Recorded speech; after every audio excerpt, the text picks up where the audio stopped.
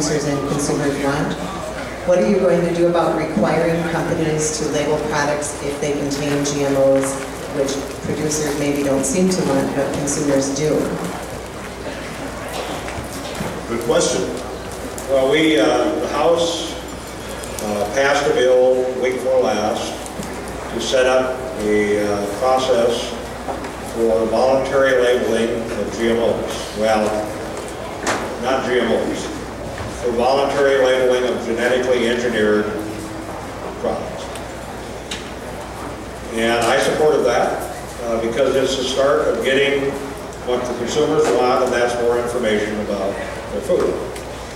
Now, the first thing we need to do, and this will happen in this bill, is we have to define what a genetically engineered crop or product is. This GMO thing was created by some people in Europe that I think had other motives, something that sounded bad. You go to Wikipedia and read what is the definition of a GMO in Wikipedia. It's about this long, and you will see, I think, immediately that there are a lot of issues about how you would even define this. So in this bill that we passed, it gives the Secretary of Agriculture the authority to define this, which I would expect would take a year or two at least to come to a conclusion about what do we mean by a genetically engineered crop or product. We went through this with organic. It took many years to come to a conclusion about what organic meant, what it took to be certified for organic, and all of that stuff. And they have a voluntary labeling system that's been very successful.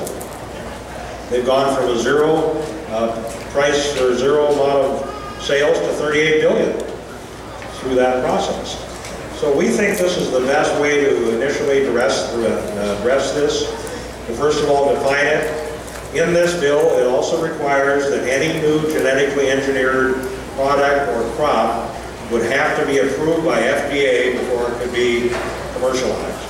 So that's a new protection for consumers. And you know, we'd have a certified situation at the end of the day.